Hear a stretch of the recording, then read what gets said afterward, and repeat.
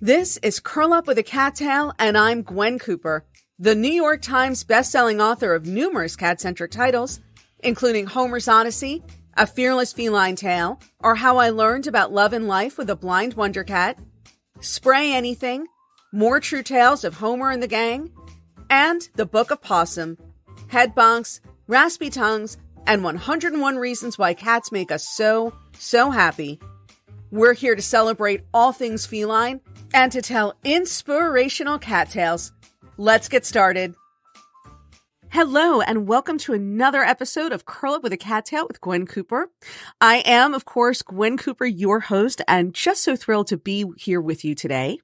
Later on in this episode, we will be talking to two of my very favorite cat people, Catman Chris Poole, and his wife, Jessica Josephs, who many of you may know better as that dynamic human duo behind two of our favorite online cats, Cole and Marmalade. So stick around. You're not going to want to miss that.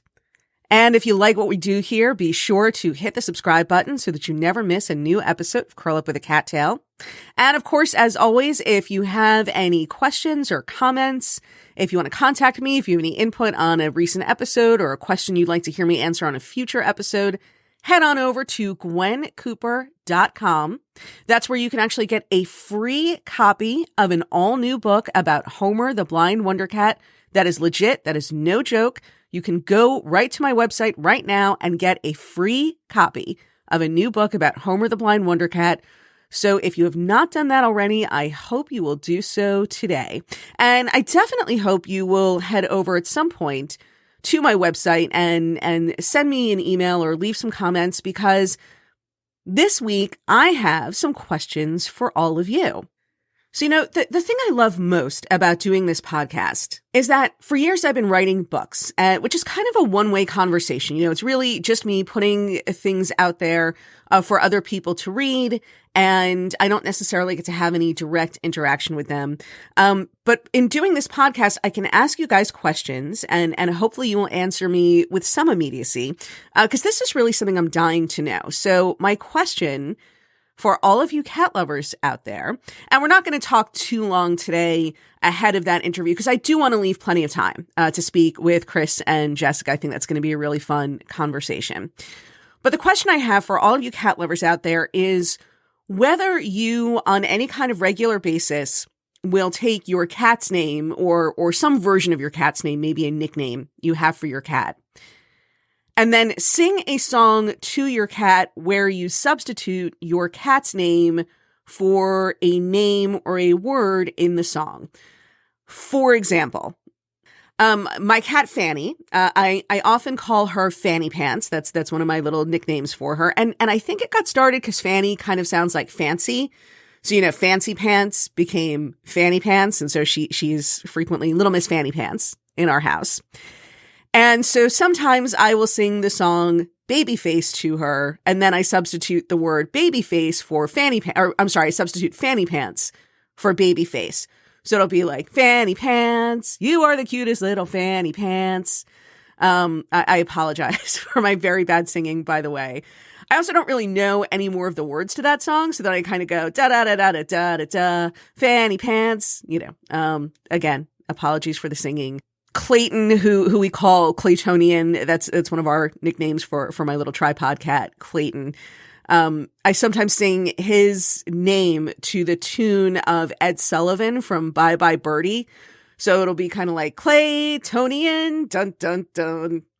Anyway, so I'm making it right. I'm being very foolish. I also do both cats' names to that song Sunny. So it'll be like, Fanny, thank you for the joy that you're bringing me.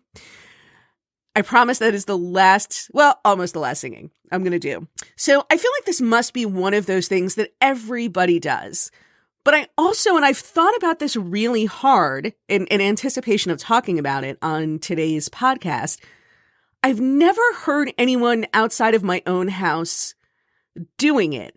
And I will also say that there really seems to be a relationship between how little of the song I know and how likely I am to substitute, to sing it to my cats using their names, because I literally don't know any of the other words to the Ed Sullivan song from Bye Bye Birdie except for, Ed Sullivan. So it's Claytonian, dun, dun, dun. And that's it. That's the whole song. That's all I know. So I'm wondering if you guys do that. I sort of have to assume that you do. And I say that I've never heard anyone outside of my own house do it because this is sort of something that my husband, Lawrence, also does, except that Lawrence, who is arguably more talented than I am, will make up his own song, or he did. So the only cat that he ever did this with was our cat Vashti. Those of you who have read my books know that when I first moved in with Lawrence back in 2005, I came with 3 cats. My oldest cat, Scarlet, my middle cat, Vashti, and my youngest cat, Homer, about whom I wrote the book, Homer's Odyssey. My book, My Life in a Cat House, which came out a couple of years ago, talks about all 3 of those cats, in addition to the 2 cats that I have now. Anyway, so when Lawrence and I moved in together, I moved in with my 3 cats, and Lawrence had never lived with any cats at all. And he was very, very trepidatious about this. He was very nervous. He was really not sure that he even wanted to live with cats. It was really something, it was only because he loved me as much as he did that he was even willing to try this.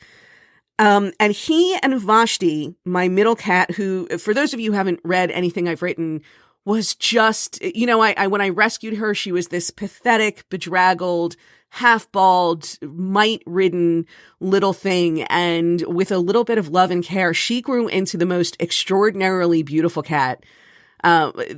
Everybody who ever saw her with the first thing they would say is, that is the most beautiful cat I've ever seen. And she remains to this day probably one of the most beautiful cats, certainly the most beautiful cat I've ever seen in real life. There are some insanely beautiful cats on Instagram, I will grant you that, but she was definitely the most gorgeous cat I ever saw in person, in feline.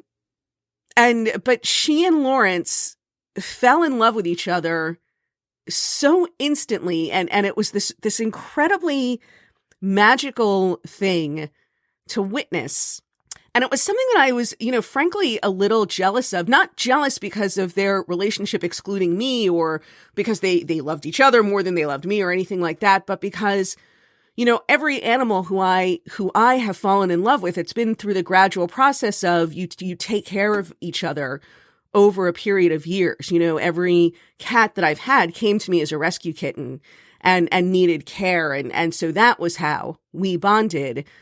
Whereas, I've never had that experience of just instantly falling in love with an animal who did not necessarily need my care and who I didn't need anything from either. Just this like melding of spirits. Anyway, that's how it was with Lawrence and Vashti.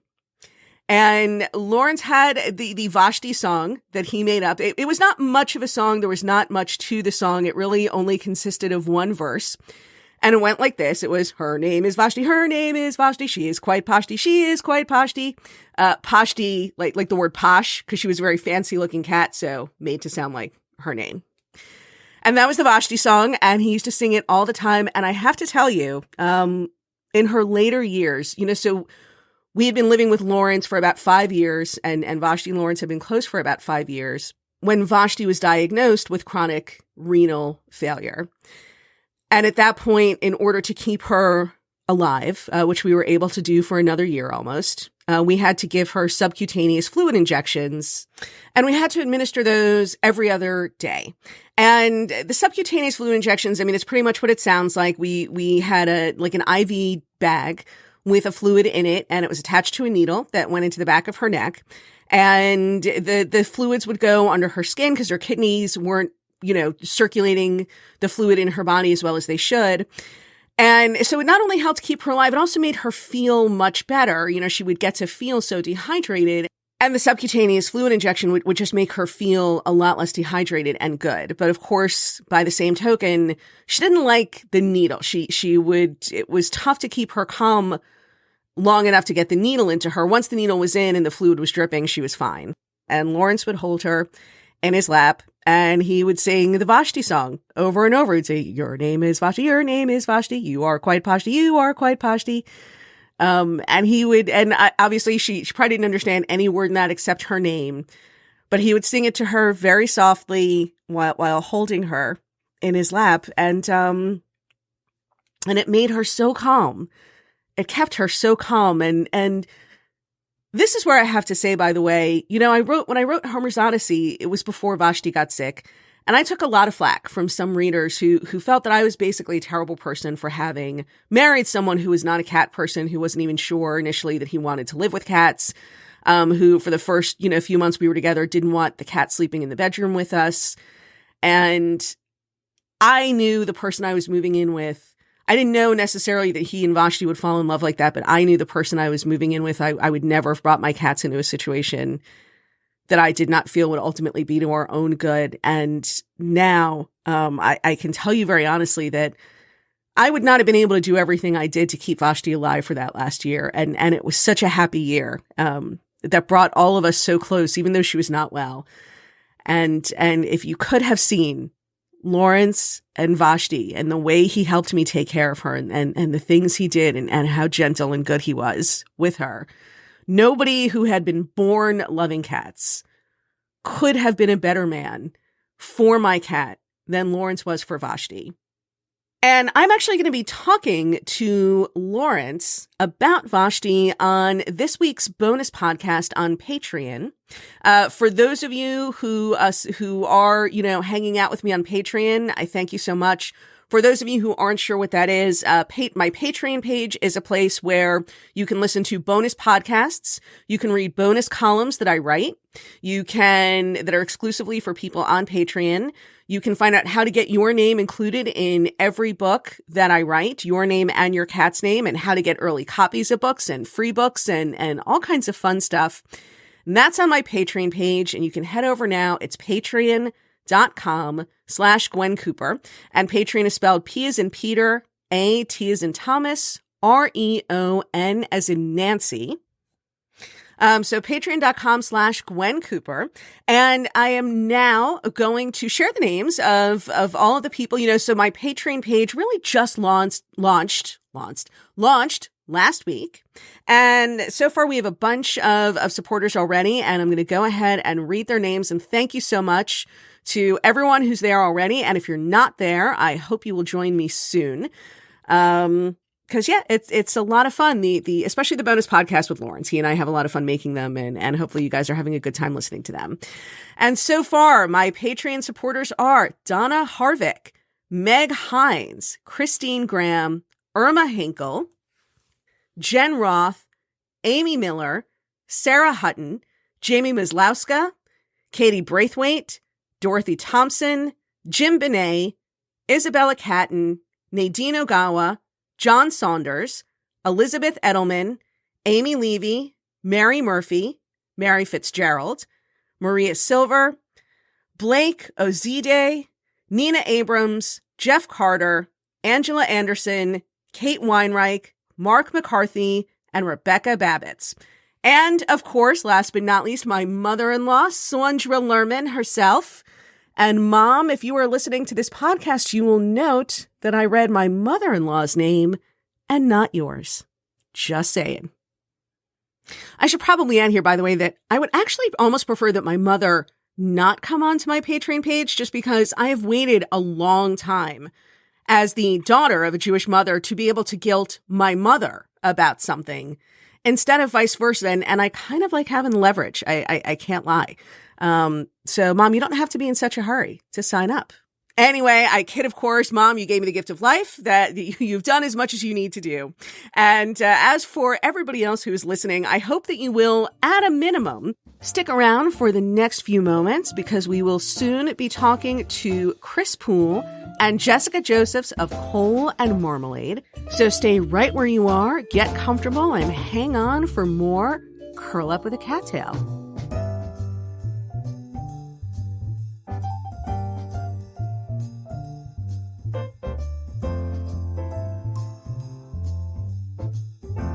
So I'm so thrilled to be here today on this episode of Curl Up with a Cattail with two of my favorite rescuers and all-around cat people, Chris Poole and Jessica Josephs, who you may know better as the humans behind that internet sensation, Cole and Marmalade, and also Zigzag and Jug or Judd? Jug. Jug. Jug. Yes. So thanks so much for being here, you guys. No worries. Thanks for having us. Yeah, you make us sound really good. I know, right? I You're going to follow us around from now on, Gwen. Well, I do have a background in publicity, so I'm just going to kind of throw that out there. I did used to be a publicist. That checks out. But so we are going to get into here on Curl Up with a Cattail. This podcast, it's not at all servicey. We do literally no good for anybody with this podcast. Nobody learns anything, but we do like to tell stories. And I'm going to ask you guys to tell a gotcha story in a few minutes. But, the great thing about doing this is I get to interview people I've known for a while, which means I get to ask questions that I always wanted to ask, but never just wanted to throw out there in regular conversation. And now we have to answer professionally. What? Don't worry that this is not, we tell gotcha stories. I do not practice gotcha journalism. So do not worry too much about it. I don't really think we have much of that anyways. Well, my first question, if you do, your secrets are totally safe with me. But my first question is actually for Chris, and this is something I've always wondered. So you are a Brit and you live in Tampa now. And I myself am a Florida native, and I know what a diverse state Florida is and how many people who live in Florida originally hail from other places. Having said that, it is somewhat unusual, at least in South Florida, to be a British transplant. And I'm wondering what it was that brought you from the UK to Tampa. Oh, I know the answer to that one. Ooh, me too. It was actually big cats. I used to work at Big Cat Rescue. I interned there in 2006. So I was volunteering for a few months, doing like all the animal care and landscaping. And I wanted to get into the animal care field. And then in 2008, I was offered the media producer job. So I got my visa and flew over to America. Lived in a trailer, filmed big cats and made big cat videos. And yeah, that's the job at Big Cat Rescue. That's what brought me to the States back in 2008. Man. Obviously, your interest then in cats is of long standing. Have you always wanted to work with cats, or was this something that kind of grew organically because of opportunities like Big Cat Rescue that came up? Yeah, it's kind of an organic thing. I actually went to school for graphic design, and then after that I did some traveling and wasn't sure what I wanted to do. My whole thing was making a difference. And then I've always been a big animal lover, and then I saw the opportunity at Big Cat Rescue. So I went in for that to get some more experience. And I was like, oh, love their mission and what they were doing. So it kind of started there, really. That was my first big kind of animal gig, Big Cat Rescue, and then the small cats came into the picture a few years later. So yeah, you were always there, running around your ankles. So for both of you, I guess, would I say, were you lifelong cat lovers, or was this something that came upon you, after school and as you were starting on your adult life, or into your adult life already? We both had cats as kids, right? I had lots of cats growing up. I grew up with a dog. You had one cat, right? Nope. Duchess. Shout out. She taught me how to walk. German Shepherd mix. But I had a cat. The first cat, I think, I was probably 16. Yeah. I grew up with a German Shepherd mix too, by the way. We always had dogs. And one of the dogs I grew up with is a German Shepherd mix. So cats were always sort of exotic for me.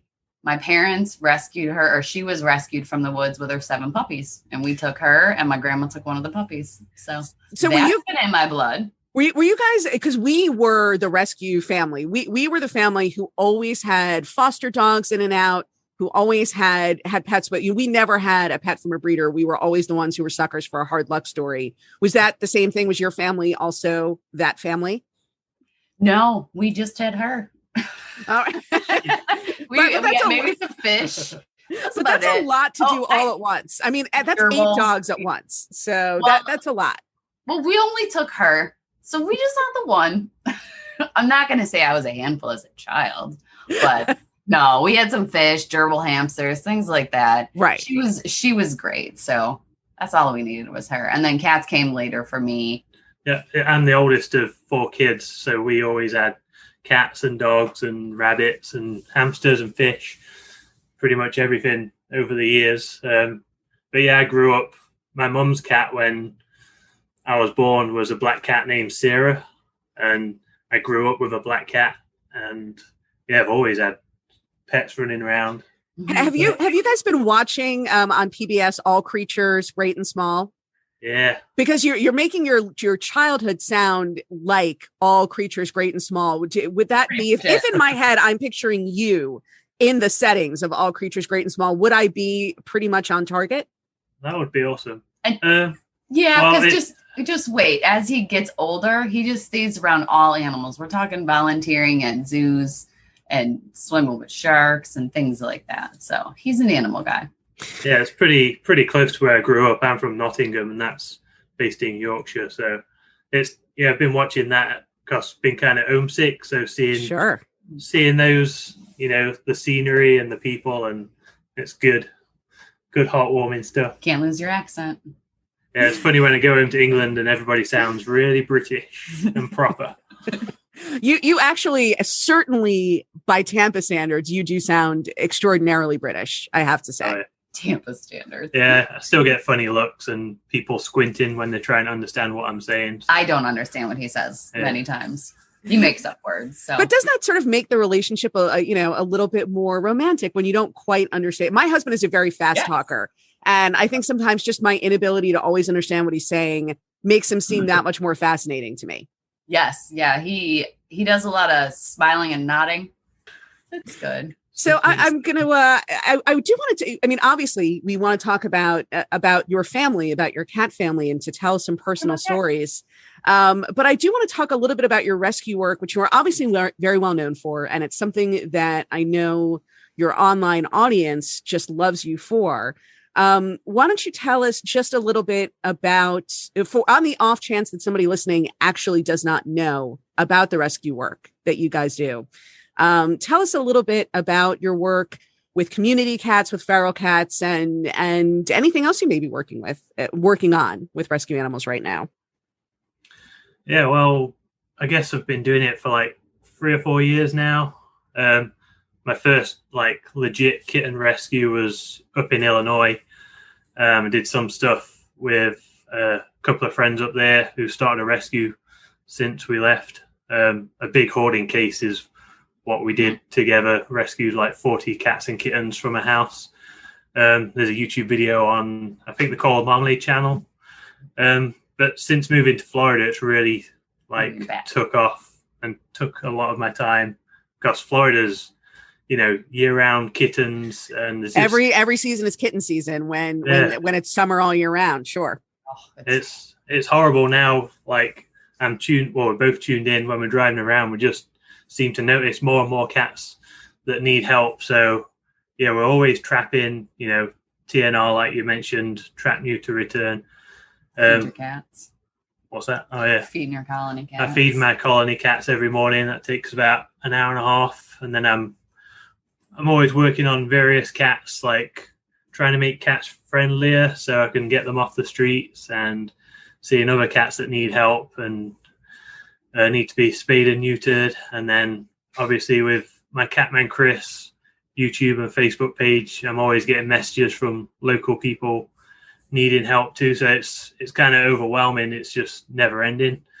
But it's all about stopping the cycle of suffering, and people enjoy the feel-good stories and seeing how we're making a difference, which is what I wanted to do from the get-go. So I enjoy doing it. And we've got people now too down here. We've met really good people who are really involved in the area and have been here.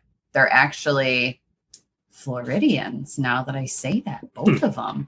You don't have to say it with that tone. I'm Floridian. It's a great thing. You don't have to say they're Floridians. We're dealing with Floridians. Well, if you knew one of the girls, Nicole, Chalky's Cat Crusade, she's got fancy mouth, so I'm pretty sure she was a vintage woman in her past life or something. But she works a lot in Riverside Heights, Tampa area, and does TNR. So she'll kind of work with Chris on that. Yep. And then we've got Danny Giroux, Danny the Cat Lady. She has Runaways Animal Rescue up in Pasco. We actually just got a building. I'm on the board of both of those. Yeah, it's going to be huge. Where we're going to do a project with maybe Pasco County, and she's got foster base. We're going to have adoptions. So now that we're back in Florida, see how bad the problem is and how much the specific TNR is needed with Chalkies and how the TNR and the fosters are needed with runaways.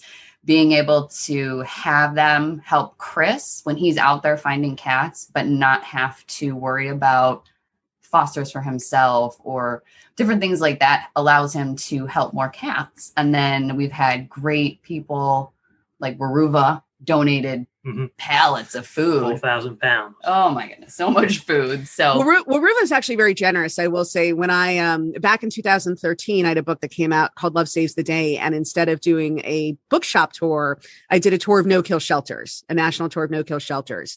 And Waruva came on as one of the sponsors and donated just a tremendous amount of food to every shelter that we visited along the way. And so this is a sponsor-free podcast. They are not a sponsor of mine. I have not done any business with them other than as a consumer for many years. But I will note that they are always so great about corporate giving and lending a hand to the rescue community. They are. Yeah, well, full disclosure, they are sponsors for us, but only because we said, yes, we love your stuff and we love what you do. Hey, man, there's nothing wrong with doing good to do well. Exactly. Everybody that's benefiting the cats, or everything that we do that benefits the cats, can help everybody. So it's been nice. It's been super busy. There's a lot of it sounds busy. I have to say, actually listening to you guys is making me feel a little bad about myself, because I don't feel no, because this is just Chris. This is just Chris. Chris does that. I don't, because do that. Honestly, if I manage to change like out of my nighttime sweatpants into my daytime sweatpants these days, that's a really full day for me. When I didn't do like that a really today. big day. And I didn't do that. We're good. No, I stay. He's out there. I'm kidding, by the way. I'm not. I do change my sweatpants every day. I don't want anyone listening to think that there's any 48-hour cycle in which I have continuously worn the same sweatpants. Just, I'm not completely feral yet. Completely we're glad this is just audio and not video. It was so necessary. I have not had a haircut in 15 months, and I really look like the world's oldest poison groupie right now. I actually sent Jessica a picture of my hair when she asked if this was going to be audio only or audio and visual. And it's like, oh, you're adorable. If you think that I want to be seen on camera right now. You just looked all like wild and free. I mean, you saw mine. We're going with it, It's a lot of hair. It's a lot of hair. But since the people at home cannot, I mean, it is so much hair. I think it might actually be eating my head. It's definitely eating my brain. It's for sure you're eating get my the mats in there. You're gonna have to get shaved. It might be a board of health issue. I'm not sure that it won't be. They're doing construction next door, and I've been kind of ducking the inspectors. I just don't want them to see what's going on in my head and like. I think there's an electrical problem. Treat me like a condemned building or something. Speaking of, that's another thing Chris is helping with. There's another hoarding house down here. Really? So, yeah, and Danny and I also for runaways grabbed. What was it? 12 cats from a house. Kittens. Yeah. There was kittens. Yeah, it was a lot of kittens. So it's hitting now, kitten season. I'm going to ask you guys a question that somebody asked me at a reading once, and I literally didn't have an answer to this question because I did not think it applied to me, but I think it applies to you. And so I'll say, what does it feel like to wake up in the morning knowing that you're making the world a better place? It's pretty cool. Like, I honestly forget like the impact we have a lot of the times. He beats himself up a lot until we get like. Well, it's the nature of nonprofit work. You fixate on the ones you can't save, and that is always that is a reason why so many people do get burnt out. I mean, I worked in nonprofit for a long time, and it's hard not to fixate. It's you feel good about the people who you can help.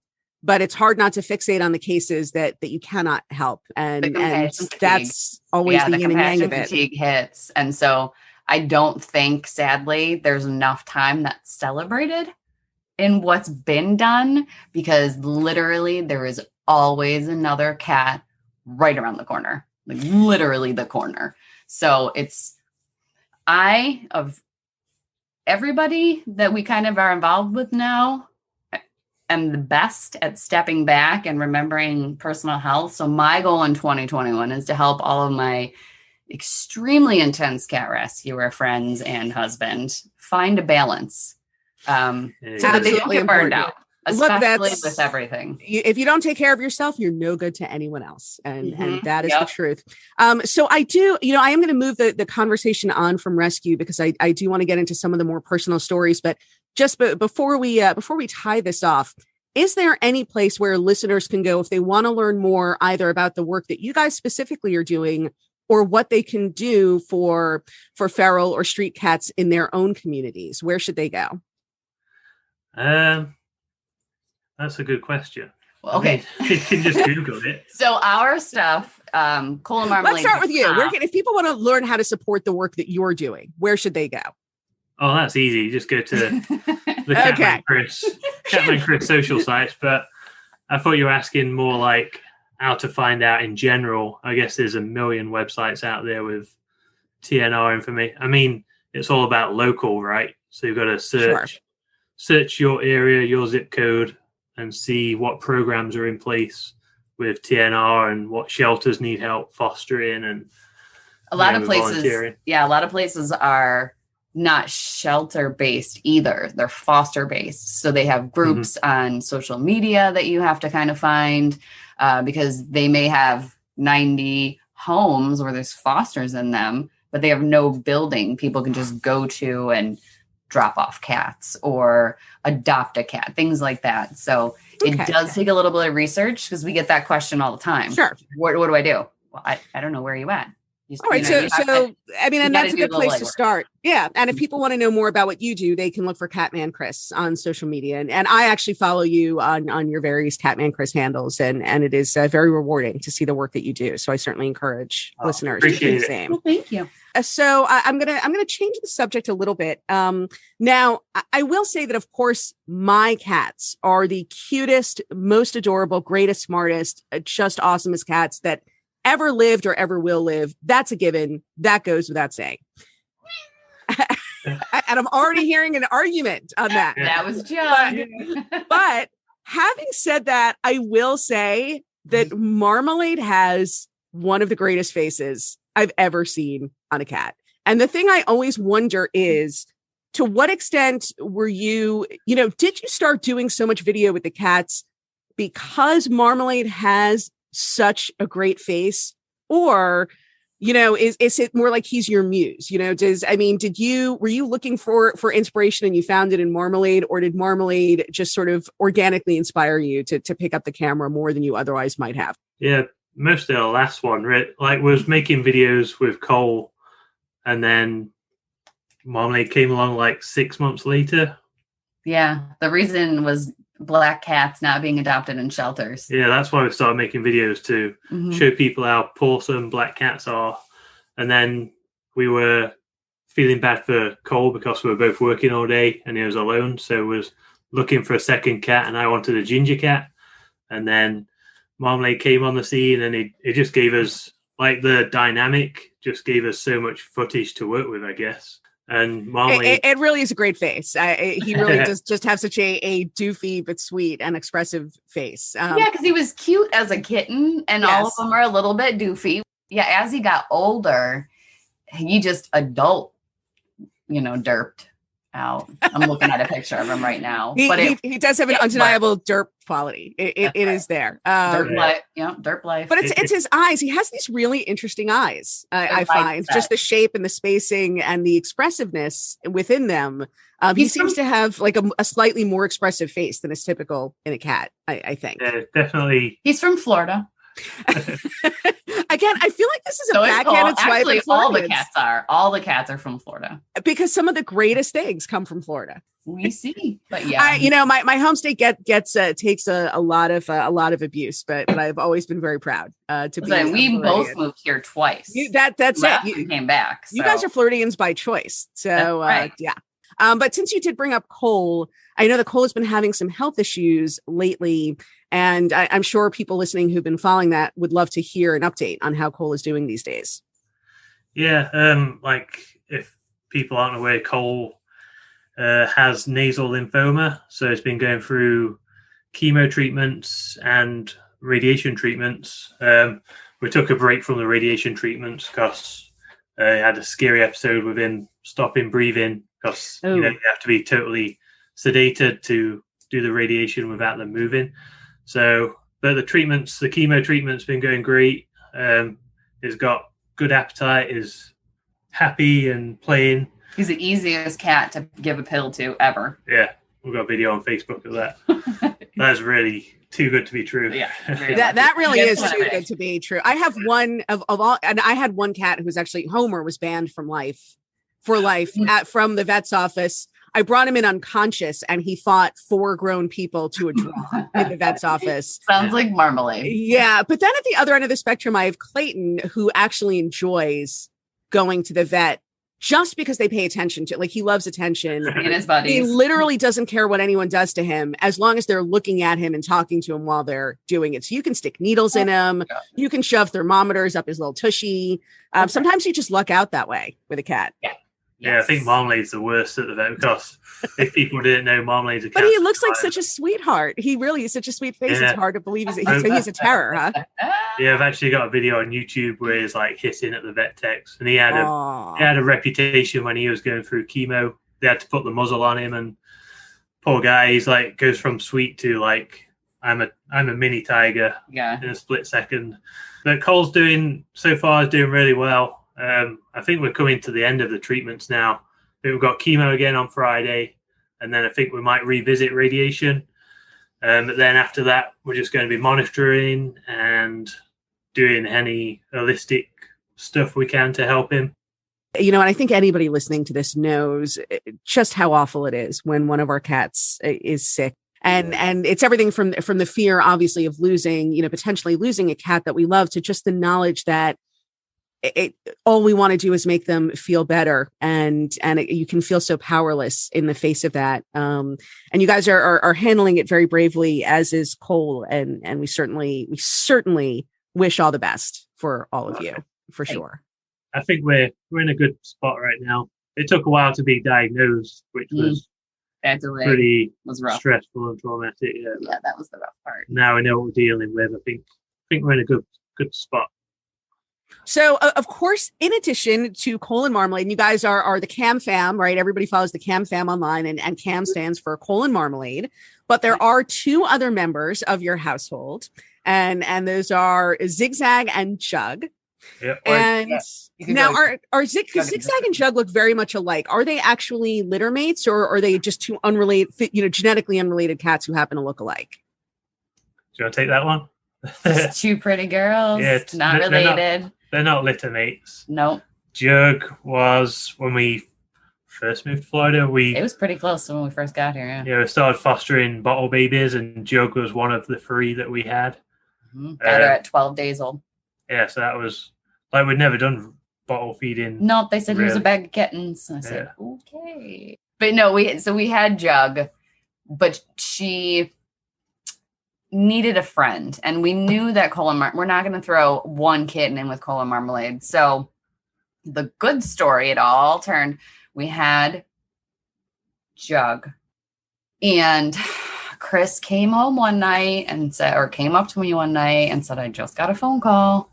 And then there you go, you can tell the rest. Yeah, so here's so Jug was in the house already, and in case people don't know, Jug is short for Juggernaut. It is. Because she used to push her sisters out of the way to get to the bottle. She is a real She still does it. Yeah, she's very food motivated. So she's sounds like a girl after my own heart, by the way. She is, yeah. So we weren't 100% on keeping her yet. Yeah. And then this happened. And then I, as Jess said, I got a call about a kitten under a car on the main road, like 2 minutes from here. It's actually from Big Cat Rescue volunteers. So, yeah, there's a kitten stuck under the car, basically. So I crawled under the car and finally grabbed Zigzag out of the wheel well. So that's how Zigzag came into our lives, and then obviously brought her home. And we later discovered she had ringworm. What we thought she had was ringworm. I think it was. Yeah, it was. It was very very light, luckily. Yeah, so she. I was going to say that actually doesn't sound so bad for a cat who's been living on the streets. A little bit of ringworm. I know my cats. All of them when they were rescued, they all were in much sorrier shape.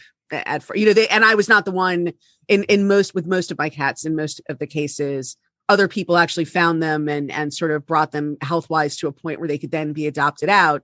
But they were all in very pathetic shape. So a little bit of ringworm does not seem too bad, actually. It's not, but it's so contagious. Yes, that I know. We couldn't bring her in the house. So she was on our screened-in porch. Jug was separated inside the house in a bathroom area. And then Cole and Marmalade were running around the house. And it took a month. Actually, when we first saw Ziggy, we knew that we were pretty much going to keep her. Because when Chris brought her home, she was this tiny little ball of like shaking in shock fur. So soft. It had been rush hour traffic. So literally there were cars flying by them. You can even hear the other big cat rescue volunteer who was filming Chris, Jen. She's like, Chris, if that kitten runs out, I'm throwing your camera down and I'm going to grab it. I don't care if a car hits me or, they did good. So, but we knew right away that when we pretty much saw her, we said, should we keep them both then? And then we said, are we nuts? It's 2 tortoise-shell cats. There's a reputation that comes with those. Tortitude, I believe they say they call it. My friend and my good friend Ingrid King has written a book called Tortitude, and it is about that Spitfire tortie attitude. Yeah, well, we decided to go double trouble. So, and how has doubling down worked out for you? It's good. We got lucky. We get really lucky. I don't know what the deal is. I mean, Jug has kind of turned on me. She became a daddy's girl. Yeah. She's here right now. Yeah, aww. She's always by Chris.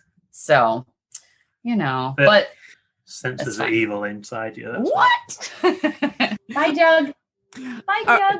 So Jug's gotcha story is the story that we are here to tell today. Is that correct? That's the story that you guys are going to tell us. Zigzags. Yeah, that was zigzags. That was zigzags, and now we're going to tell Jug's gotcha story. I will tell my listeners. So usually I have some sense of what the story is before the interview happens. In this particular case, I actually am hearing all of this for the first time along with you guys.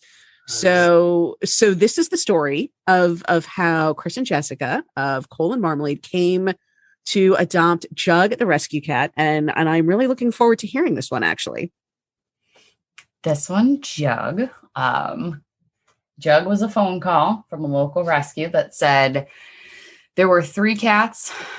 Found in an RV park, actually. Yep, it was the RV park. 2 of them were able to be trapped. They brought us 2 12-day-old, dirty little flea-covered. Wait, and let me interrupt. How long ago was this?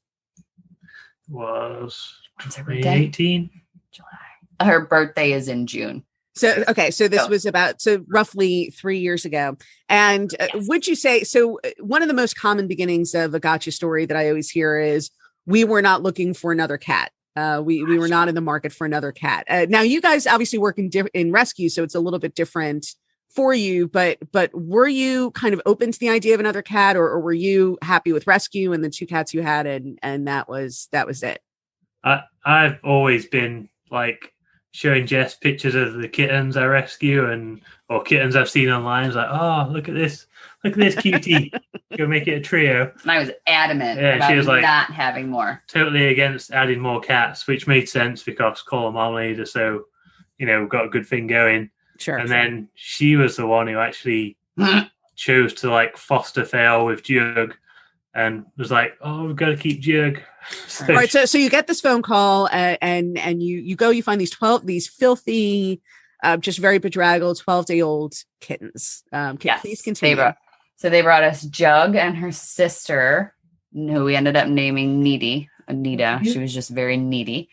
And that's where Jug immediately barreled into Needy under her stomach and just threw her off trying to find food. Because at this point, their eyes were maybe just opening. but it looked like there had been a mom at some point because they weren't underfed, malnourished too much or anything like, but there was no mother around by the time that people had looked, monitored, and then finally said, no, we got to get these kittens out of here. So bottle feedings every 3 hours. That's a learning curve. Yeah, that was fun. And that's every 3 hours around the clock? Yes. Like 24 hours a day. And so did you guys trade off that responsibility? And if so, how did you figure out who would take which shift? I have insomnia. Yeah, that worked out pretty good. We're so meant to be. Always the wives who have insomnia and always the husbands who sleep like babies. And one of these days, why, it's like, right? Why do you think like that is? Why do women say twice as many words as men? Oh, I don't know. I didn't say it twice. What? No, so the next day, the rescue contacted us again and said they found a third kitten in an engine. Brought us the third one. So that was Ruth. Mm-hmm. So we had the 3 girls. We called them the Pointer Sisters eventually because they screamed the first nights. And they were still little sharp little baby claws. But we fostered them. At that point, Chris had gone back and forth. There was some conventions going on still in that world. I don't really remember pre-2020 anymore. There are a lot of people who talk about fostering and taking care of bottle babies. But I do, just that feeling of it being the middle of the night and the world is quiet and you are bottle feeding this kitten. And I have to imagine that all by itself must be a tremendous bonding experience. Those little wiggly ears. Yeah, it was really cool. It was until... So the biggest problems with kittens are their poops and then their diets. And when they start throwing up, Jug was the youngest little kitten I've ever seen throw up. And that also kind of traumatized me a little bit because then Chris was, I think you were at CatCon. Yeah, I think you were at CatCon or something. And I'm at home on the floor, like crying at midnight because I have 3 little kittens vomiting and I don't know what to do for them. It was miserable, but everything turned out okay. Luckily, our friends knew what to do. Yeah. So this was CatCon 2018. Yeah. I think I actually saw you there. I believe. Yeah, I saw you. Probably the last time you saw each other. Very possibly. That is very possibly the case. Well, so I hope you guys were having fun. Right. No. So while we were living it up in SoCal, you were at home with a vomiting trio of kittens, being traumatized and scarred for life. And again, when we don't foster anymore. Is that no? I mean, it must be though. Again, I think part of to love animals is to really take it to heart. When you see an animal suffer, whether it's an animal that you feel personally responsible for or one you just happen to see on the streets. And heartbreaking. And so it must have been very difficult. I'm guessing, and I don't know where the story is going, but that it's going to end with you feeling that there was a reason why this cat was going to be a foster failure, and that some of it must have grown out of those late nights, the anxiety and the worry about her health and just this growing emotional investment, I would think, in this tiny little life that you were trying to keep going. It was weird because we had 3 of them and we love Nene and Ruth, aka Taco and Kiki. Now it's all your fault. Shout out again. You're girls. like, we've got to keep Jug. There was just something about Jug. I was like, a tortie needs to stay with me. Just one of those, we follow my intuition a lot. Something with Jug and her chunky little fat cheek face. I mean, we also have, we have the picture, we have it on video when I fell in love with her, we got it. And I was like, well, now you win. Yes. Same with Ziggy though. As soon as we saw her, I was like, but again, it switched. Ziggy was a crazy, I named her Zigzag because she's got a zigzag on her nose and she was running in traffic. But I thought she was going to be a Chris girl. I'm like, this girl is wild. This kitten is just, you and her need time out. Is basically what it was. And Jug was my little snuggle bug. You get a Jug hug and that was it. But no, they switched. And now Ziggy's my little Ziggy Bean, and Jug is all about Chris. But there was just something about Jug through that whole thing where I didn't name either of them then, did I? No, you're not. I named Marmalade, but you named the other 3 cats. Yeah, but he follows me around like a ginger shadow now. Yeah, he does. He loves me. But yeah, no, Chris, I'm really good with names too. Again, I'm weird. Just tell me. Juggernaut Fitz, she still does it. I always love hearing the stories behind names because I feel like cats, more so than with dogs, cats tend to be named for their personalities or some trait. Which are always so unique. Right. Which absolutely are. And I love, I love naming stories in general, but I do find that with dogs, it has less to do often with the specific personality of the dog, as opposed to with cats, where there really is this sense that there's a specific reason why this cat has this name. This is not a name we would have just given the next cat that we got. There's a reason why this cat has this name. I think they just kind of tell us. And if it feels right, it feels right. I kind of agree with that, actually. I do not entirely disagree with that. And so now the alliances have shifted. Do you guys find that over the course of a lifetime, because I see this too, that you almost go through certain cats, you go through phases with? I mean, some cats are steady all the way through. The way they are the first day is how they are all the way down the line. But some cats, you go through phases, like cycles almost every couple of years, like a waxing and waning of that attachment or how much time they spend with you. I don't know if you guys have noticed that with your cats. Think some of it, in our case, if anything did come to mind, it also may be because we've moved so much. And it could be because we've had so many different enriching setups, even if you rotate your house or something. Now, are you guys involved in some sort of cat rescuer witness protection program that you? I mean, we'd be really bad at it considering we post everything. You're very high profile. So if you're trying to keep a low profile with the moves, I don't like to criticize, but I would have to say that you may not be doing that well. Why do you think this is just audio, Gwen? No, I'm just kidding. No, but it was just audio because my picture was actually frightening the cats. I thought that's why it was just. No, it's these cats. So Marmalade used to be all about Chris, but then when Jug and Zigzag came, Jug Tortitude, she torted all over that guy. It's pretty even. No, and so now Marmalade is my shadow. Cole has always been the other half of my soul. Ziggy flip-flopped, but it's all lies. They all love me more than you. Wow. The truth, the gloves come off here on Curl Up with a Cat Tail with Gwen Cooper. They all love me more than you. So I'm actually so here's a question that I don't know the answer to. So Chris, who precedes who in your life? Have you been with Jessica longer or Cole longer? Who came first? Oh, Jess. Jess. And was it Jessica's work and friends that brought the cats into our lives? Was it? It was your realtor friend. It was my realtor friend. Shout out again, Amanda. So, me and Jess met in 2009, and then Cole came along in 2012. We met on Match.com. Yeah, we did.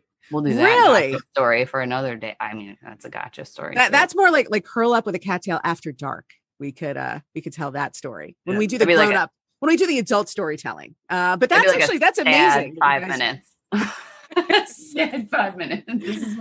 That's amazing though that you guys met on Match.com. I think that's so heartening actually, because I think it's like one of those things it's like almost like when you watch commercials for people who get rich from some real estate class and you're like, oh, whatever, it's all a lie. It's no one ever did right. Exactly. It never really works for anyone. But it does work for some people. And that's, I think, great, actually. And where were you guys living when you met through Match.com? I was actually living on Big Cat Rescue in a trailer next to leopards. And I was like, oh, yeah, let's date this guy. Now, were you the only guy on Match.com living amongst leopards in a trailer? I have to assume that. So, and Jessica, what in your search query brought up? Yeah, that is a filter. Lives with leopards in a trailer. That's a filter on there. You can look that up. My username was Catman Chris, right? Yeah, you had a very misleading. That's photo. why you used to call me Catman Chris. So that's why you've been Catman Chris since then. Like literally, that was your profile. Yeah. So early branding in the early days of your relationship. Mm-hmm. Yeah. Again, the name is just the name tells you. Well, I think I think obviously you guys are two great people and great rescuers who found each other and have done great things since then. And I guess my last question for you would be, is there anything else that you guys are working on or have coming up that you would want listeners to know about or to check out? He's doing the videos all the time. We're working, he says he wants to do a nonprofit, but I'm on the board of both of the other nonprofits with Chalkies and the Runaways. And so I'm going to be so busy with that stuff. We've got events and. We just want to, we get messages all the time from people needing help with their cats, like medical expenses or rescues who need help. So we'd like to create some sort of fund to give back to individuals and rescues. Yeah, like a foundation or something. But yeah, like Jess said, last year was crazy for everybody, but crazy getting the ball rolling on everything as well as all the rescue work. So look, it's hard. It really is always hard, but I will say, for whatever it's worth, and I don't do a lot of this kind of rah-rah cheerleading. But I really do think that you guys are two people who can make it happen, and that when the timing is right and it comes together as it is supposed to, that you will. And in the meantime, you're clearly doing a lot of good work and saving a lot of lives along the way. Well, that's the goal. We're going to keep trying to do that. Doing our best. Even if we can't do it personally. It kind of feels like, because we've got a large following, that it's our responsibility to do as much. Certainly, yes. With your great Instagram comes great responsibility. But I think you guys are also, you use it well. Yeah. That's all we can do. Done. I like it. I'm going to keep as long as you can. Yeah. Well, thank you so much. Really. Thanks so much for taking time out of what are clearly very busy schedules to talk with us here on Curl Up with a Cattail. And please give all four of your home cats and then all the various rescue cats that you work with all kinds of love from our audience. It's just been so great having you here. Thank you. Thank you very much. Talking to humans. Talking to a computer. Yeah, I appreciate it. And, we look forward to hearing more of your podcasts. Absolutely. Well, thank you so much. And thanks so much to all of you for listening. Please hit the subscribe button if you like what we're doing here. And I will see you next week for more Curl Up with a Cattail. And that concludes this episode of Curl Up with a Cattail with Gwen Cooper. Don't forget to invite your feline-loving friends to listen to new episodes along with you. If you'd like to subscribe to this podcast, find out how to get your name and your cat's name included in my next book, or leave comments or questions for me to answer in future podcasts, head on over to gwencooper.com now. Thanks so much for joining me, and don't forget to hug your cat today.